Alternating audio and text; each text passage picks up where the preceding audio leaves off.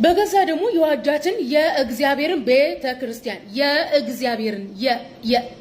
የእግዚአብሔርን ቤተክርስቲያን ኢየሱስ ክርስቶስ እግዚአብሔር ወልድ አይደለም እግዚአብሔር አይደለም ለሚለው ጥያቄ ላቀረብኩላቸው ለክርስቲያን ወገኖቻችን የሐዋርያት ሥራ 20:28 ላይ ሄደው በገዛ ደግሞ የዋጃትን የእግዚአብሔርን ቤተክርስቲያን የእግዚአብሔርን ቤተክርስቲያን የማንን ታመለክታለች? እግዚአብሔርን። ክርስቶስ በደሙ የማንን ቤተክርስቲያን ዋጀ? የእግዚአብሔርን ታቃላችሁ ክርስቲያን ወገኖቻችን እየመጡ ዘና ያደርጉኛል። ሰሞኑን የሆርሞን መገላበጥ ትንሽ ብስጭት ምናምን አድርጎኝ ነበርና መተው በቃ ሆርሞኔን ዘና አድርገውታል። ከአማርኛው መጽሐፍ ቅዱስ ኢየሱስ እግዚአብሔር ወልድ መሆኑን እግዚአብሔር መሆኑን ፈጣሪ መሆኑን ማሳየት አልቻሉምና ወደ ግሪከኛው ሊፍት ብለው ሃይፖታሲስ ሲሲሲስ ሶስት የሚል ነገር አጥንተውልኝ መተዋል። እኔ መቼ መላ አጣና እኔ መላ አላጣም ይዤላችሁ የመጣሁትን መላ ከማሳየት በፊት አንድ ምስኪን የጨውቃ ልጅዮ ግሪከኛ ሲሲሲ ሃይፖታሲስ ሶስት ብሎ ያጠናውን ያለውን ላሰማችሁ። በዮሐንስ ወንጌል ምዕራፍ 1:18 ላይ እግዚአብሔርን ያየ አንድ እንኳን የለም በአባቱ እቅፍ ያለ አንድ ልጁ እርሱ ተረከው ብሎ ሲናገር አንድ ልጁ ለሚለው የገባው early manuscripts ሲያነቡት ሞኖጌኔስ ቴዎስ ብሎ ነው የሚያነቡት። ይህ ልጅ መሰረት ግሪከኛ አትችልም ወይም የኢትዮጵያ ሕዝብ ግሪከኛ አይችልም ላጭበርብር ብሎ ሁለት የተለያየ ቅጂ ነው ያስቀመጠው። በአማርኛ ያስቀመጠላችሁ የ1954ቱ ቅጂ ሲሆን በግሪከኛ ያስቀመጠላችሁ የ2000ን ትርጉም ነው። የ2000 የዮሐንስ ወንጌል ምዕራፍ 1 አንቀጽ 18 እና የ1954ቱ የዮሐንስ ወንጌል ምዕራፍ 1 አንቀጽ 18 ሁለቱ የተለያዩ ናቸው። የ2000 ላንብብላችሁ። ጴንጤዎቹ ጨምረው ነው የተረጎሙት። እንደዚህ ይላል ከቶንም እግዚአብሔርን ያየ ማንም የለም ነገር ግን በአብ እቅፍ ያለው አንድያ ልጁ የሆነው አምላክ እርሱ ገለጠው ይላል። ይሄ 1954 ላይ የለም።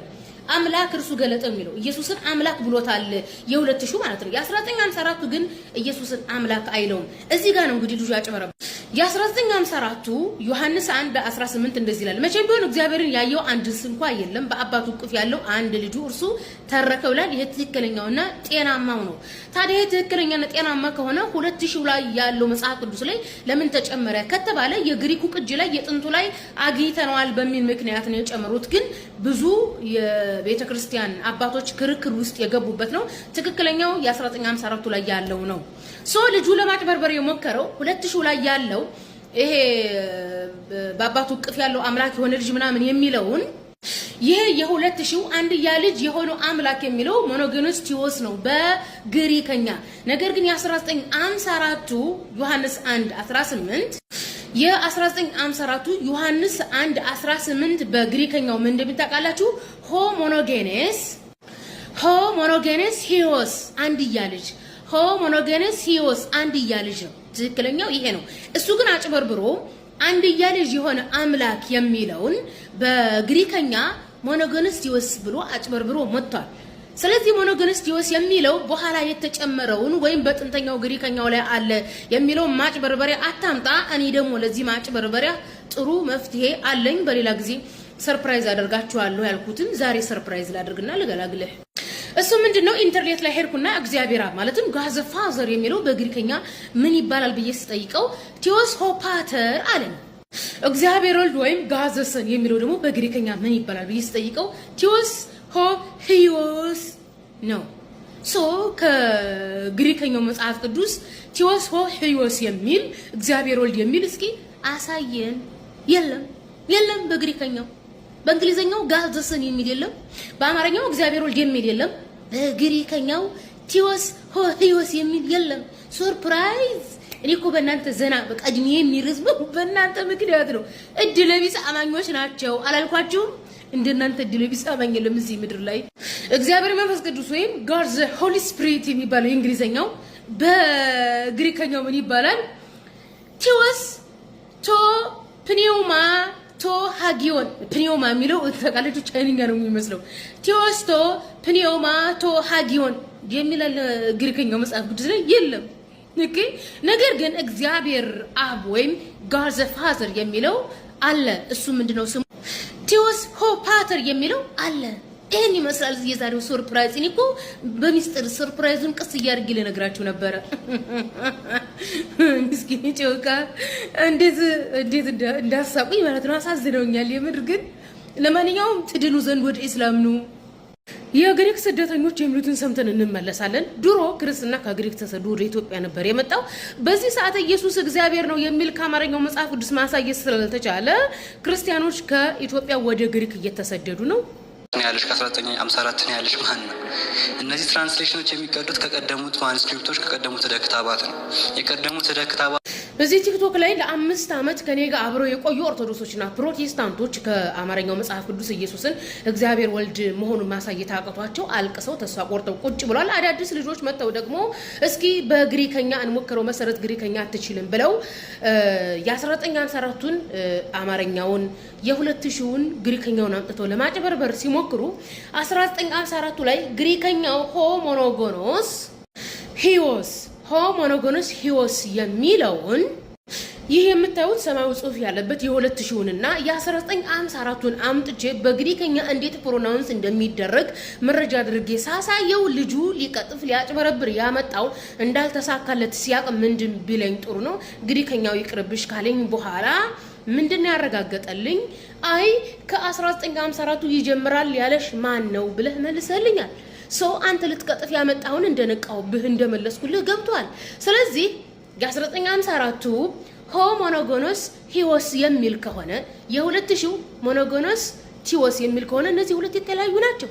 ሁለት የተለያዩትን አንጥተህ ለራስህ ብቻ የሚመችን መምረጥ አትችልም። ስለዚህ ሁለቱንም ወደ ጎን ነው የምንተዋቸው። አንዱን ጥለን አንዱን መምረጥ አይቻልም። ሁለቱንም ደግሞ መምረጥ አይቻልም። ስለዚህ የሚቀር ነው ማን የ1954ቱም ሆነ የ2000 የዮሐንስ ወንጌል 1:18 ወይ ሁለቱንም እናስኬዳለን ወይ አንዱን መምረጥ አይቻልም በነገራችን ላይ። ስለዚህ ግሪከኛም ለማጭበርበር ብትመጣ እንደነቃውብህ ካወክ በጣም በቂ ነው።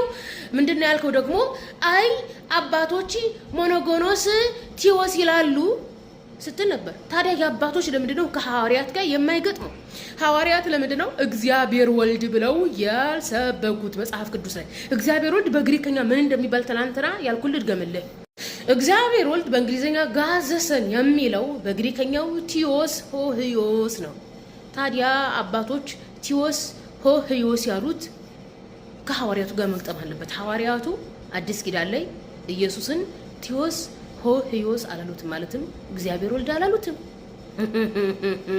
ማቴዎስ 16 ላይ ክርስቶስ በዚህ ዓለት ላይ ቤተ ክርስቲያኔን እሰራለሁ።